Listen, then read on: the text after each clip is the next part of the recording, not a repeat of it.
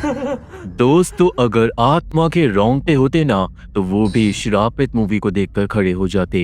मैं बात कर रहा हूँ एक लेटेस्ट जापानी हॉरर मूवी की जो इतनी क्रीपी, इंटरेस्टिंग और कंफ्यूजिंग थी कि मेरा दिमाग हिल गया था। मूवी है about a place in Kinki region, यानी कि वो श्रापित जगह किंकी रीजन में। हम फॉलो करेंगे चिहीरो नाम की एक फ्रीलांस राइटर को और उसके पार्टनर ओसाका को। ये दोनों इन्वेस्टिगेट करेंगे एक पुरानी मिस्ट्री जो इन्हें लेकर जाएगी एक डेमोनिक सफर पे जो रातों की नींद उड़ा देगा। मूवी को डायरेक्ट किया है koji शिराइशी ने, जो जापान का बहुत बड़ा हॉरर डायरेक्टर है। तो आप लोग वीडियो को पूरा लास्ट तक देखना। आप देख रहे हो demonic archives, best horror recap channel. Drill ये है कि आप सब्सक्राइब करो, लाइक करो और शेयर करो। आपका ये सपोर्ट बिल्कुल फ्री है। इंस्टाग्राम को फॉलो करो जहाँ पे सबका रिप्लाई मैं पर्सनली करता हूँ, क्योंकि अब हम डरने जा रहे हैं about a place in the Kinki region movie की एक भयंकर कहानी से। तो ये कहानी शुरू होती है जापान में, जहाँ पे अचानक बहुत सारे लोगों के फोन पे वीडियो चलने लगती है। कुछ लोग वीडियो के बारे में ऑलरेडी जानते थे। ये वीडियो थी चिहीरो की। वो बताती है कि उसका एक दोस्त एक श्राप की वजह से गायब हो गया है, और इस वीडियो में चिहीरो हमें बताएगी पूरी सच्चाई। यहाँ से सीन आता है पास्ट में एक रिपोर्टिंग कंपनी में। हम मिलते हैं मैगजीन एडिटर सयामा से। देर रात को वो काम करने आया था। सयामा के साथ हम देखते हैं ओसाका को। दोनों की बातों से पता चलता है कि सयामा एक सुपरनैचुरल आर्टिकल के ऊपर काम कर रहा है, पर वो अभी सीक्रेट है। सयामा दिन जाता है बेसमेंट में रिसर्च करने, पर थोड़ी देर में उसके साथ होने लगती है पैरानॉर्मल चीजें। लाइट्स फ्लिकर होती है, क्रीपी आवाजें गूंजने लगती है, कोई भागने लगता है आसपास, एंड देन सयामा के पीछे आ जाता है उसका डिमोनिक रूप। वो एंटिटी सयामा की एक आंख फोड़ देती है और खून गिरता है एक मैप पे, जिसे आप लोग याद रखना। अब एक हफ्ते बाद कंपनी में आती है चिहीरो, जो फ्रीलांस राइटर है। वो ओसाका की दोस्त भी थी। आज चिहीरो को पता चलता है कि सयामा गायब हो गया है, वो भी अपनी बीवी के साथ। पुलिस भी इस केस को इन्वेस्टिगेट नहीं कर रही क्योंकि कोई क्रिमिनल एविडेंस नहीं था। चिहीरो जानना चाहती थी कि सयामा गायब होने से पहले किस आर्टिकल को लिख रहा था, ताकि वो उसके काम को पूरा कर सके। पर सयामा ने किसी को भी उस आर्टिकल के बारे में नहीं बताया था। सिर्फ बेसमेंट में कुछ रिसर्च मटेरियल है सयामा के आर्टिकल से रिलेटेड, और कुछ भी नहीं। चिहीरो के कहने पे अब ओसाका और वो दोनों जाते हैं बेसमेंट में, जहाँ पे हर जगह सयामा की रिसर्च फैली हुई थी। चिहीरो को वहाँ पे कुछ वीडियो टेप्स मिलती है, जिसे अब वो दोनों देखेंगे। ये वीडियो थी एक पुरानी न्यूज रिपोर्ट के बारे में। हमें बताया जाता है केइको नाम की 7 साल की लड़की के बारे में, जो शीगा प्रीफेक्चर में रहती थी और 1 साल पहले गायब हो गई थी स्कूल से घर आते हुए। केइको आज तक नहीं मिली। देन करेक्ट 1 साल बाद केइको के अंकल ने डैम से कूदकर खुदकुशी कर ली बिना किसी रीजन के, और तब से ही उस डैम के पास इविल चीजें हो रही है। एक गांव का आदमी बताता है कि उसने डैम के पास केइको को देखा था, पर उस लड़की की दोनों आंखें गायब थी। ये वीडियो जंगल की एक क्रीपी फुटेज दिखाते हुए खत्म हो जाती है, एंड देन एक और वीडियो स्टार्ट होती है। ये दूसरी वीडियो थी एक स्कूल के अंदर की, जहाँ पे स्टूडेंट्स को जंगल में सुनाई दे रही थी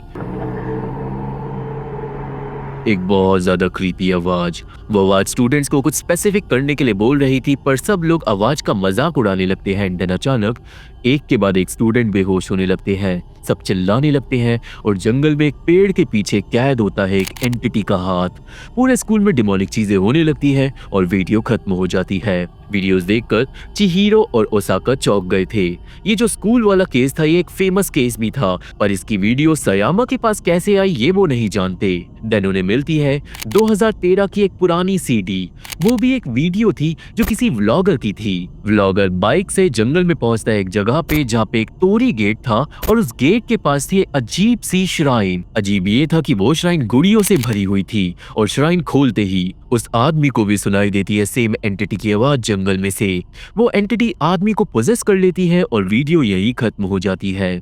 ये सब देखकर चिहीरो नोटिस करती है कि स्कूल वाली वीडियो और श्राइन वाली वीडियो दोनों में सेम इविल आवाज थी, पर स्कूल वाली वीडियो 2002 की है और श्राइन वाली वीडियो 2013 की। मतलब जो ये मिस्ट्री है ये बहुत पुरानी और लंबी है। देन ओसाको को मिलती है एक पेन ड्राइव जो थी 24 जनवरी 2015 की, नीको नाम के एक लड़के की। नीको एक व्लॉगर था और एक रात वो एक्सप्लोर करने गया था एक हॉन्टेड घर को। हम अब नीको की वीडियो देखते हैं जिसमें वो पहुंचता है उस डरावने घर में जो बहुत ज्यादा क्रीपी था। नीको को इधर उधर घूमने पे एक कमरे के अंदर बहुत सारे फांसी के फंदे मिलते हैं और फंदों के नीचे जमीन में एक बड़ा सा छेद हो रखा था और हर तरफ रिचुअल वाला सामान पड़ा था। जाहिर सी बात है कि इस घर में कुछ तो अजीब हुआ है।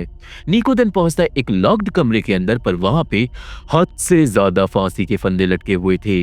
नीको अब थोड़ा डरने लगता है और दीवार पे उसे एक अजीब एंटिटी की ड्राइंग मिलती है, वो भी बहुत सारी। और दोस्तों, ये ही हमारी इस मूवी की एंटिटी होने वाली है।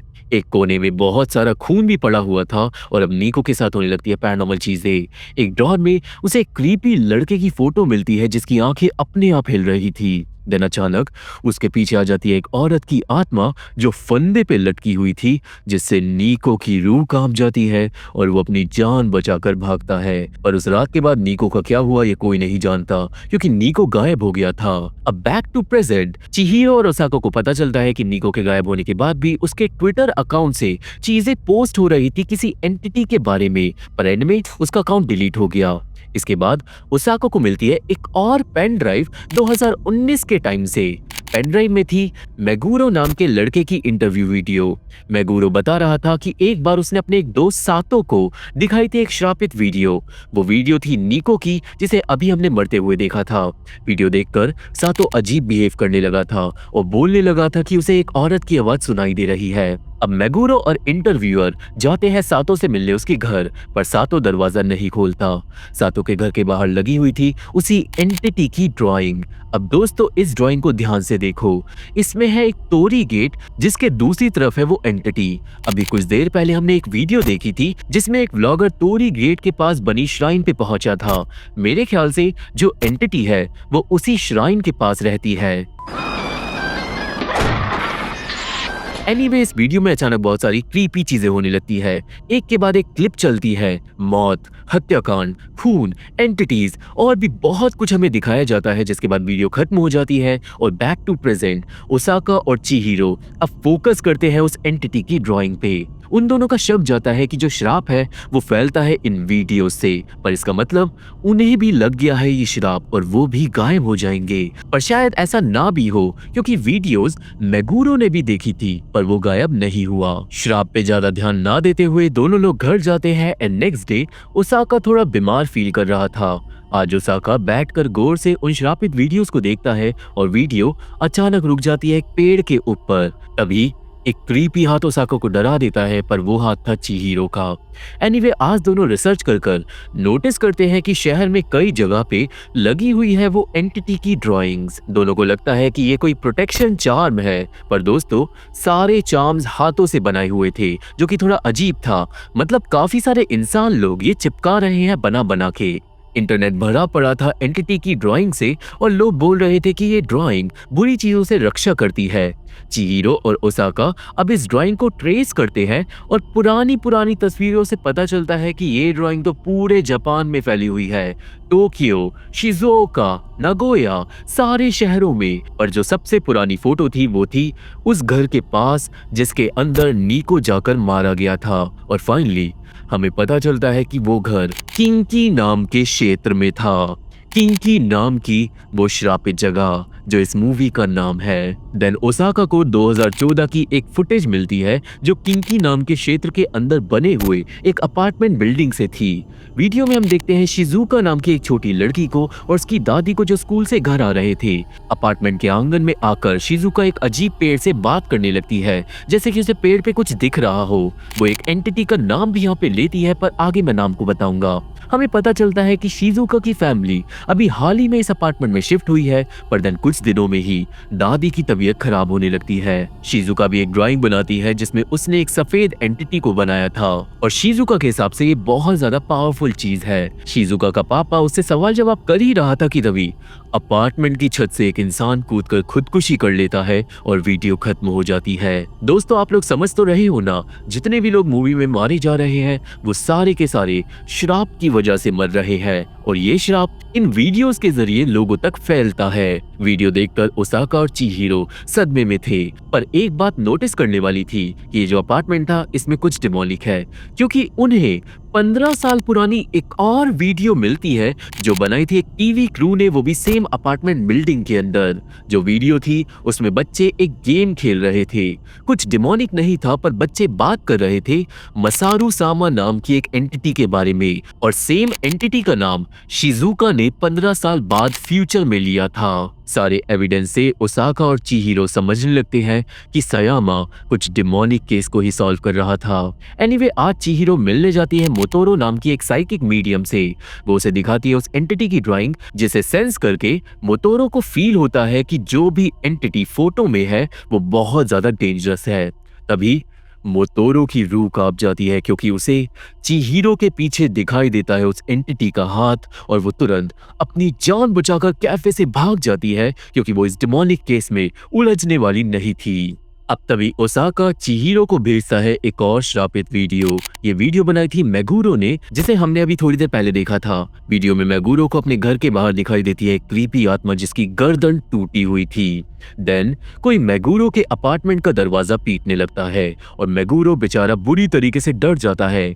अब मेगुरो अपनी श्राप से जान बचाने के लिए जाता है एक शमन के पास, पर जब वो शमन रिचुअल कर रहा था तो उसके सर में दर्द होने लगता है। शमन को उल्टी हो जाती है, क्योंकि श्राप बहुत ज्यादा ताकतवर था। शमन ने साफ बोल दिया था कि वो मेगुरो की मदद नहीं कर सकता, पर मेगुरो को ये श्राप नहीं मारेगा अगर मेगुरो जानवर पालेगा, क्योंकि जानवर अपनी एनर्जी से श्राप की ताकत को कम कर देंगे। Now back to present, Osaka उस ड्राइंग के बारे में सर्च कर रहा था, क्योंकि उसे जानना था कि इस ड्राइंग के अंदर ये जो एंटिटी है ये क्या चीज है। रिसर्च करते हुए उसे न्यूज मिलती है हसेबे परिवार की, जो कुछ टाइम पहले गायब हो गया था।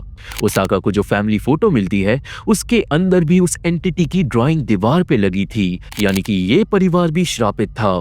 तुरंत ओसाका जाता है उस फैमिली के घर पे, और उसे दरवाजे पे लगी मिलती है वो ड्राइंग।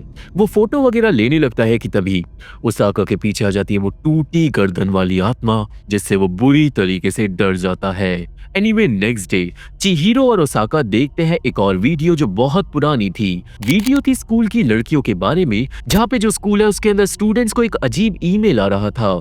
ईमेल में लिखा था कि इस फोटो को मत देखना वरना तुम मारे जाओगे। पर वीडियो में एक लड़की फोटो देख लेती है एंड बूम, वो जो फोटो थी ना वो भी उस एंटिटी की थी। वीडियो खत्म हो जाती है और वीडियो के साथ थी एक न्यूज़पेपर कटिंग, जिसमें खबर थी कि वीडियो वाली लड़की गायब हो गई थी जल्दी ही। फाइनली ओसाका और चिहिरो यकीन कर जाते हैं कि श्राप सच में है और ये इन्वेस्टिगेशन खतरनाक होने वाली है, पर दोनों ही लोग बहुत ज्यादा इन्वॉल्व हो गए थे इस केस में, तो पीछे हटना मुश्किल था।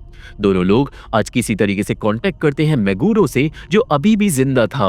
वो उससे मिलने जाते हैं और मेगुरो के घर पे काफी सारे जानवर थे। मेगुरो बताता है कि जो श्राप है वो कई बार उसके पालतू जानवरों को मार डालता है।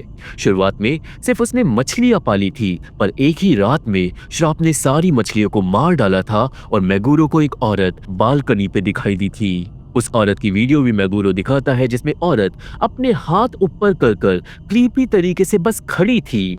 दोस्तों, यहाँ पे एक मेरी थ्योरी है, इस मूवी में बहुत सारी आत्माएं हैं, जैसे ये औरत हो गई जो अपने हाथ ऊपर करके खड़ी है, या फिर वो आत्मा जिसकी गर्दन टूटी हुई है, या फिर वो आत्मा जो फंदे पे लटकी हुई थी, और भी बहुत सारी आत्माएं। पर ये सारी आत्माएं जुड़ी हुई है उस एंटिटी से। बेसिकली वो जो एंटिटी है उसने सारी आत्माओं को वश में कर रखा है। जितने भी लोग श्राप की वजह से मारे जाते हैं उन सब की आत्माएं एंटिटी कैद कर लेती है। यही वजह है कि श्राप बहुत ज्यादा तेजी से फैलता है, क्योंकि एंटिटी के पास बहुत सारा आत्माओं का भंडार है। अगर कोई इंसान श्रापित हो जाएगा तो पता लगाना मुश्किल है कि कौन सी आत्मा उसे हॉन्ट करेगी। बैक टू प्रेजेंट, मेगुरो बताता है कि उसका एक पालतू चूहा और 5 बिल्लियां ऑलरेडी ये श्राप मार चुका है, पर मेगुरो हार नहीं मानेगा। वो जानवर पालता रहेगा और श्राप से बचता रहेगा। अनफॉर्चुनेटली मेगुरो पे कोई भी काम की इंफॉर्मेशन नहीं थी श्राप से रिलेटेड। चिहिरो और ओसाका वापस ऑफिस आते हैं और दोस्तों ओसाका ने भी मछलियां पाली हुई थी। एनीवे, आज शाम को वो दोनों देखते हैं आखिरी वीडियो सयामा की रिसर्च से। इस वीडियो का टाइटल था मसारू सामा, किंकी क्षेत्र की श्रापित कहानी, और ये थी एक एनिमे स्टोरी। कहानी है मसारू नाम के एक लड़के की जो अपनी माँ से बहुत ज्यादा प्यार करता था, सबसे ज्यादा प्यार। पर एक दिन मसारू की माँ मारी गई। बेचारा मसारू कई दिनों तक अपनी माँ के लिए रोता रहा था, पर जब वो रो रो कर थक गया तभी पहाड़ पे आई एक तेज रोशनी। मसारू गया पहाड़ पे और पहाड़ पे था एक बूढ़ा आदमी जो बोला, मैं तुम्हारी इच्छा पूरी करूंगा, मेरे को मेरी माँ से मिलना है। मसारू जवाब देता है। आदमी साहब बोल देता है कि तुम्हारी माँ मर चुकी है, मैं तुम्हें परसिमोन देता हूँ और जो भी औरत ये फल खाएगी वो तुम्हारी बीवी बन जाएगी और उसे तुम अपनी माँ से भी ज्यादा प्यार करना। उस दिन के बाद से मसारू पहाड़ से लड़कियों को चिल्ला चिल्ला कर बुलाने लगा फल खाने के लिए, पर एक भी लड़की उसके पास नहीं आई। मसारू दिनों तक चिल्लाता रहा और इन दी एंड भूख प्यास से मारा गया। उस दिन के बाद से अगर कोई इस पहाड़ पे जाता है तो उसे सुनाई देती है मसारू की आवाज जो बुलाता है अपना फल खाने के लिए। एक फल पहाड़ से नीचे भी गिर कर आता है जिससे लोग डर जाते हैं। मसारू की आत्मा की शांति के लिए गांव वालों ने एक श्राइन बनाई थी और श्राइन को देखकर आप लोग समझ ही जाओ, जी हाँ, जो मूवी में श्रापित एंटिटी है वो है मसारू सामा की डिमोनिक आत्मा की। जो श्राइन गुड़िया से भरी हुई थी वो श्राइन थी मसारू सामा की। सारी गुड़िया फीमेल थी क्योंकि लोग आकर मसारू के लिए लड़कियां छोड़कर जाते हैं गुड़ियों के फॉर्म में ताकि मसारू का श्राप लोगों को परेशान न करे। ये कहानी सुन के सारी मिस्ट्री खुलने लगती है। याद है वो स्कूल के बच्चे जिन्हें जंगल से आवाज आ रही थी, वेल वो आवाज भी थी मसारू सामा की। मसारू सामा का गेम ही बच्चे उस अपार्टमेंट के पास भी खेलते थे और मसारू सामा ही है उस ड्राइंग के अंदर। और ये सब स्टार्ट हुआ था श्राइन के पास से और वो श्राइन है किंकी रीजन में जो इस मूवी का नाम है। वो डैम, वो फांसी के फंदे वाला घर, वो अपार्टमेंट, सब कुछ किंकी रीजन के श्राप से शुरू हुआ था। पर दोस्तों वो श्राप फैला कैसे? यहाँ पे मेरी थ्योरी के हिसाब से किसी ने मसारू सामा के फल को खा लिया होगा जिससे श्राप फैल रहा है, पर शायद हम और डिटेल में एंड में जानेंगे। इतनी बड़ी मिस्ट्री सॉल्व कर कर फाइनली चिहिरो और ओसाका चैन की सांस लेते हैं। चिहिरो घर चले जाती है और जब ओसाका अकेला था तभी उसे बेसमेंट में मिल जाता है सयामा का वो नक्शा जिसके ऊपर मूवी की शुरुआत में खून गिरा था। दोस्तों वो नक्शा भी किंकी रीजन का था जिसे देखकर ओसाका के ऊपर पूरी तरीके से श्राप हावी हो जाता है। सीन आता है आसुका नाम की एक ऑफिस वर्कर पे जो कुछ काम से बेसमेंट में आती है पर उसकी रूह कांप जाती है क्योंकि अब ओसाका डिमोनिक हो गया था। उसके अंदर से आ रही थी मसारू सामा की आवाज जिससे डर के आसुका भाग जाती है। नेक्स्ट डे आसुका सब कुछ बताती है चिहिरो को जो परेशान थी क्योंकि ओसाका गायब हो गया था। पूरा बेसमेंट बिखरा हुआ था और चिहिरो जब इन्वेस्टिगेट करती है तो उसे पता चलता है हासेबे फैमिली के बारे में। ओसाका अकेले उस फैमिली को इन्वेस्टिगेट कर रहा था तो इसलिए श्राप उस पर जल्दी हावी हो गया। चिहिरो तुरंत हासेबे फैमिली के घर जाती है जहाँ पे उसे मसारू सामा की ड्राइंग्स मिलती है और वही चिहिरो के पीछे आ जाता है पोजेस्ड ओसाका। दोस्तों ओसाका के पीछे पड़ी थी वो आत्मा जिसके हाथ ऊपर खड़े रहते हैं। ओसाका भी आत्मा की तरह बिहेव कर रहा था पर चिहिरो जाती है और उसमें लगाती है एक खिंचाकर चाटा। ओसाका को होश आ जाता है और उसे पड़ती है डांट क्योंकि चिहिरो ने सख्त मना किया था अकेले इन्वेस्टिगेट करने को। चिहिरो ओसाका को अब अपने घर ले जाती है क्योंकि उसका घर पे अकेला रहना ठीक नहीं था और थोड़ी देर बहसबाजी करने के बाद ओसाका नोटिस करता है कि चिहिरो का एक बेटा था ताकुमी जो मर चुका है। एनीवे ओसाका को जो मैप मिला था ना कल रात को, उस मैप पे एक एड्रेस लिखा हुआ था और वो था माउंट फूजी के पास। दोनों लोग जाते हैं उस एड्रेस पे क्योंकि शायद वहीं पे सयामा अपनी बीवी के साथ गया हो क्योंकि दोस्तों माउंट फूजी एक बहुत पॉजिटिव माउंटेन है जापान में, तो शायद उस माउंटेन की एनर्जी श्राप को खत्म कर दे, इसलिए ही सयामा वहां पे रहने गया। वहीं दूसरी तरफ ऑफिस में ओसाका की सारी मछलियां मर जाती है, यानी श्राप ताकतवर हो रहा है। थोड़ी देर में ओसाका और चिहिरो पहुंचते हैं एड्रेस पे और ओसाका सब कुछ रिकॉर्ड कर रहा था। घर के अंदर से आती है बहुत ज्यादा बदबू क्योंकि पूरे घर में बहुत सारे मरे हुए पक्षी थे पिंजरों के अंदर। दोस्तों इन सारे पक्षियों को जरूर सयामा और उसकी बीवी ने पाला होगा श्राप से बचने के लिए, पर अब सारे पक्षी मर चुके हैं। देन तभी पीछे आ जाता है सयामा जो पूरी तरीके से श्रापित था। सयामा के पीछे से उसकी पागल हो चुकी बीवी भागती है और ऊपर जाकर उदम मचाने लगती है। सयामा की बातों का भी कुछ मतलब नहीं बन रहा था। वो शायद बोल रहा था कि जितने लोग इन वीडियो को देखेंगे सब मारे जाएंगे, श्राप से बचने का कोई रास्ता नहीं है। सयामा चिहिरो को एक बहुत बुरी औरत भी बोलता है, जिसके बाद अचानक ऊपर से नीचे गिरती है सयामा की बीवी और फेंस के अंदर घुसकर बुरी तरीके से मारी जाती है। दोनों लोगों की रूह कांप जाती है, जिसके बाद सयामा ओसाका को देता है एक कागज और खुद जाकर अपनी बीवी के साथ फेंस में घुसकर बुरी तरीके से मर जाता है। चिहिरो और ओसाका भागते अपनी जान बचाकर और उन बेचारों को श्राप खत्म करने का रास्ता सयामा से भी नहीं मिलता। एनीवे जो सयामा ने कागज दिया था ना, उसके अंदर निकलती है एक और पेन ड्राइव, यानी एक और श्रापित वीडियो जो थी 2008 की। वीडियो में था एक कल्ट। ये कल्ट पूजा करता था याशिरो सामा नाम के एक अजीब पत्थर की। ये नाम ऑब्वियसली मसारू सामा से मिलता जुलता है, क्योंकि दोस्तों जब मसारू सामा मरा था ना, तो वो इसी पत्थर पे खड़ा हुआ था। बेसिकली ये पत्थर उस एंटिटी से जुड़ा हुआ है। एनीवे ये जो कल्ट था ये उन लोगों से भरा हुआ था जिन्होंने अपने लव्ड वंस को खो दिया है। याशिरो सामा पत्थर इन लोगों को खुश रखता था और आंगन में एक अजीब पेड़ भी था। ये पेड़ मूवी में हमने कई जगह देखा है, तो शायद जो डिमोनिक एंटिटी है वो इसी पेड़ के ऊपर रहती है। अब अचानक वीडियो में ओसाका देखता है चिहिरो को। जी हाँ, चिहिरो भी 2008 में इस कल्ट की मेंबर थी।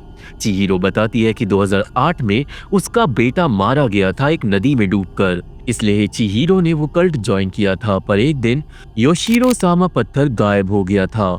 पत्थर के गायब होने से बहुत सारे लोग श्रापित होकर पागल हो गए थे, मर गए थे, और जहां तक है श्राप भी 2008 के बाद से ज्यादा स्ट्रांग हो गया है। पत्थर के गायब होने के बाद वो कल्ट खत्म हो गया था और चिहिरो के हिसाब से श्राप की जड़ शायद ये पत्थर ही है। उन्हें इस पत्थर को ढूंढना होगा और उसे नष्ट करना होगा, शायद तभी ये श्राप खत्म हो पाए। हालांकि दोस्तों अजीब नहीं है, अगर चिहिरो ऑलरेडी पत्थर के बारे में जानती थी तो उसने ये बात पहले क्यों नहीं बताई। अब उस पत्थर को ढूंढने के लिए ये दोनों लोग जाते हैं किंकी रीजन की उस श्रापित जगह पर। सबसे पहले ये दोनों पहुंचते हैं श्रापित अपार्टमेंट के पास। वहां पे दोनों मिलते हैं एक बूढ़ी औरत से जो मसारू सामा के नाम को सुनकर बताती है उस गेम के बारे में जो बच्चे खेला करते थे। औरत के हिसाब से वो गेम बैन कर दिया गया था क्योंकि एक दिन एक छोटे लड़के ने खुदकुशी कर ली थी उस अजीब पेड़ से लटक कर। ऑब्वियसली ये काम था श्राप का। उस बच्चे की मां ने देन दीवार पे ड्राइंग बनाई थी मसारू सामा की। बूढ़ी औरत देन ले जाती है ऊपर बिल्डिंग में और दिखाती है किंकी रीजन के श्रापित पहाड़ को, जहां पे मौजूद है मसारू सामा की श्राइन। और ऑब्वियसली अब दोनों लोग निकल जाते हैं श्राइन की तरफ, जहां पे शायद उन्हें वो पत्थर मिल जाए। अब रास्ते में अचानक उनकी गाड़ी के सामने आ जाती है क्रीपी आत्मा जो दोनों को रोकना चाहती थी।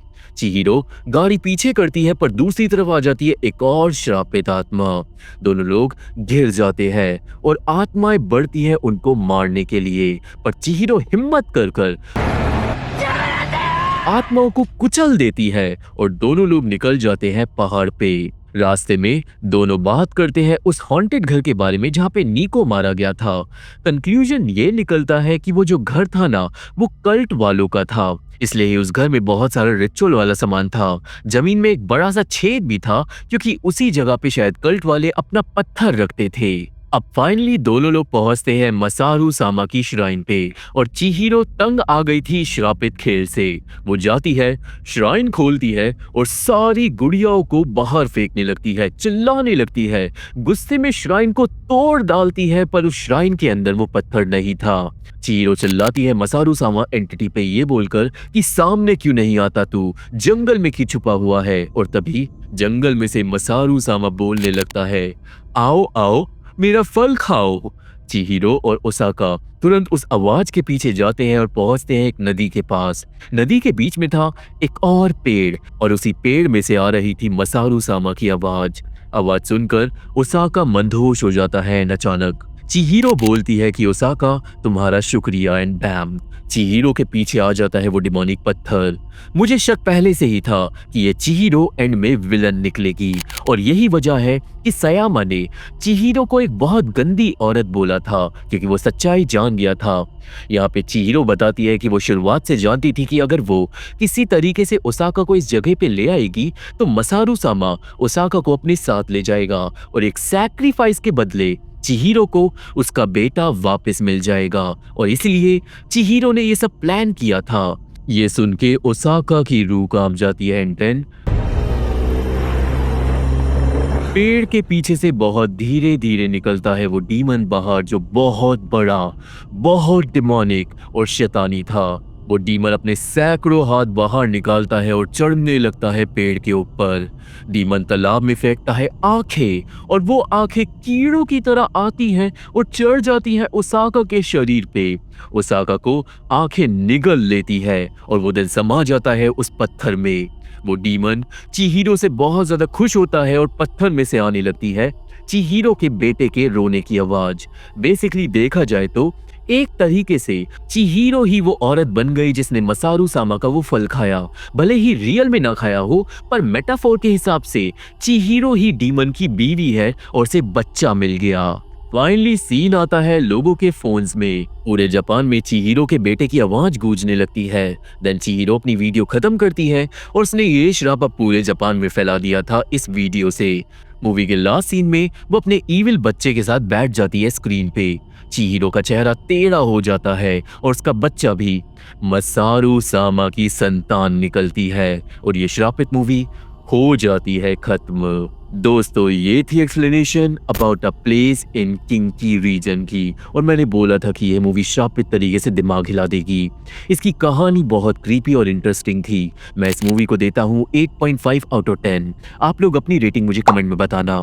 ऐसे ही और वीडियोस के लिए चैनल सब्सक्राइब करो, वीडियो को लाइक करो और शेयर करो। आप देख रहे हो demonic archives, best horror recap channel. मैं हूँ कैरिश। टेलीग्राम पे डालता हूँ इस चैनल के अपडेट्स, और इंस्टाग्राम पे मैं सबका रिप्लाई पर्सनली करता हूँ, तो जाके फॉलो कर लो, क्योंकि अब मैं आपसे मिलूंगा अपनी अगली वीडियो में। ये वीडियो देखने के लिए बहुत बहुत शुक्रिया। Bye bye, good night, happy new year.